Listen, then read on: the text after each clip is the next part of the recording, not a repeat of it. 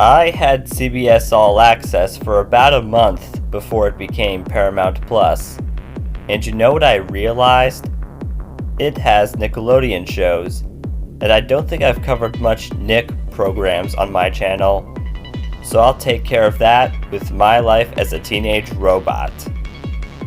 I've heard about the series with very little time to see it myself, meaning I should probably revisit it. Season 1 consists of 13 episodes. Well, each one has 2 stories, making for a real total of 26 episodes. Number of words to go over each episode is still the usual 10, and that all checks out. Have you been built for action and survival? Brilliant! Hey, I'm Owen, the fiction fanboy, and here's every episode in the first season of My Life as a Teenage Robot, reviewed in 10 words or less. First episode is Jenny's first interaction with humans. Some rats may as well be bugs. It's not just the town that gets scared here. Robot meets school. Love causes first fright. Never fear, for I shall not surrender my ice. Pierce it. You should not have flown by. Can't crash a party that's already been crashed. This one's gotta go back to the writing board. The eyes aren't on the prize, they are the prize. Why look on fire when you can be it? Is this person thing machinery or sorcery? Oh brother, this tall tale. Let's XJ it up a notch. Maybe skipping elementary school was good for Jenny? Yeesh, can Jenny ever get a break from body change? Score them touchdowns with that tech. The Crust Cousins at their cruelest. Needing and heeding a bot friend. Props to the dreams that came true. Forget kissing her, guys, and kiss my butt instead. Convention connections. Joyride. I checked, and I notably got every last one. Now it's time for the top 3 best and worst episodes of My Life as a Teenage Robot's first season. There wasn't much of a full story, so searching for which episodes to consider my favorites wasn't really easy this time around, while others the series simply could have done without. Have a different viewpoint? Great, more power to you. Just keep your tone in mind when stating your thoughts. My list process begins at once. Number 3 worst. The Boy Who Cried Robot.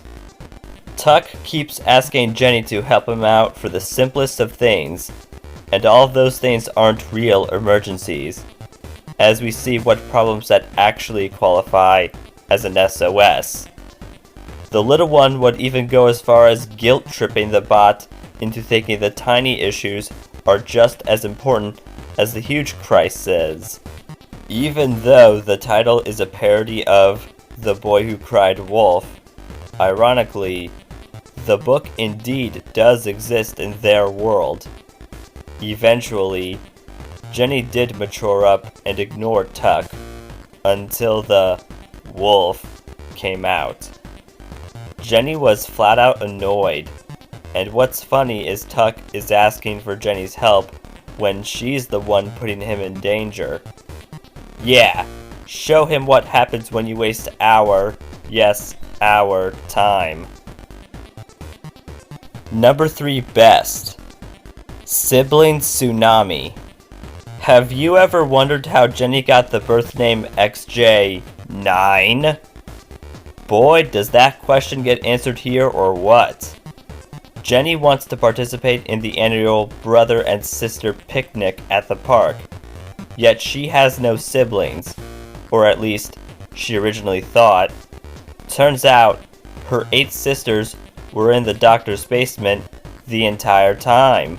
It was perfect for her, as she'd have folk to spend her day with, and although she struggled with them, they were still a family capable of cooperating, especially when they figuratively and literally stick together to stop a flood.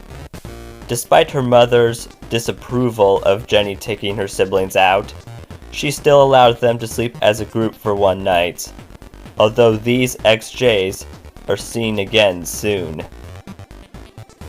Number 2 worst. I was a preschool dropout. Knowing Jenny's only been activated for 5 years has led the school system to sending her to kindergarten, since they say it's more appropriate for her age. She could hardly stand it, even going as far as to saying the word stupid. The kids start using it too. That's a double standard. Also, Jenny is super rough during recess. Surprisingly, the kids loved it. Although this does lead to the reason this isn't my least favorite episode.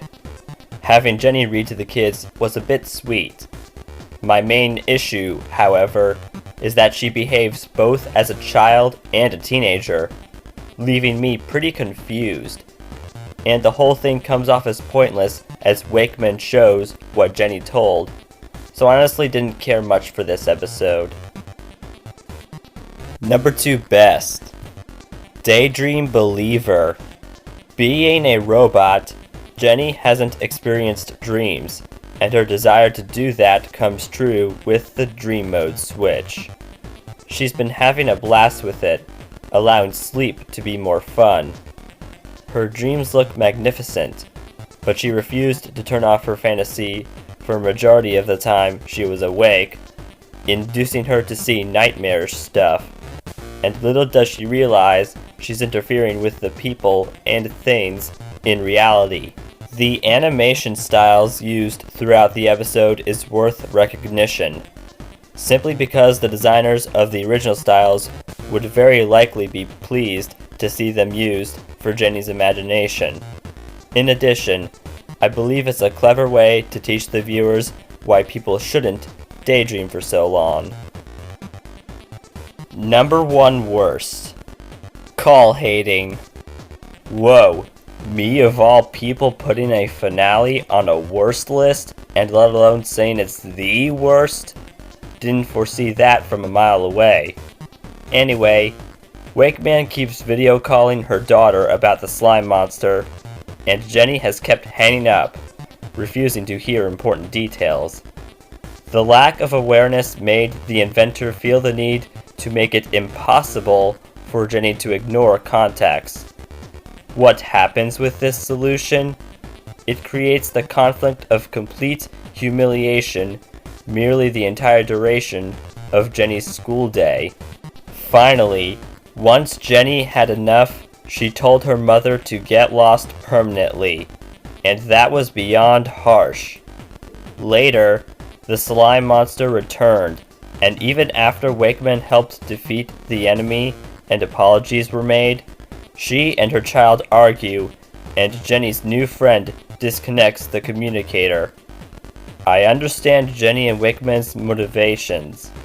Nevertheless, I believe the situations could have been handled differently so we don't end the season on a low note. Number 1 best. Trade Show Showdown. Here's an episode that would have made for a much better conclusion. Jenny has been excited to attend a robotics convention and expected to meet robots similar to her. Give or take Wakeman's warning, Jenny was disappointed with what was in her sight, and things weren't any finer between her creator, and the rival of said creator when it came to whether Jenny should have been supervised or alone and arguing about who's embarrassing who. Just when Jenny's day couldn't get any poorer, she ends up having to face Vexus, queen of the cluster, hater of humans, and concoctor of an army consisting of the multiple machines present at the convention. For once, Wakeman called Jenny her daughter and not just a robot, boosting Jenny's necessity to stop evil and care about the beings she lives with. The protagonist became more family-like than ever, and I'm interested in seeing how the remainder of the series goes.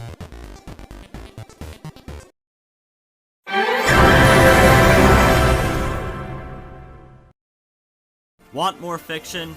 Then please do what my friends say, comment below, and follow me on Instagram for thumbnail previews and teasers for upcoming YouTube videos. Fiction Fanboy has finished this video. Everyone keep fantasizing, and good night-o.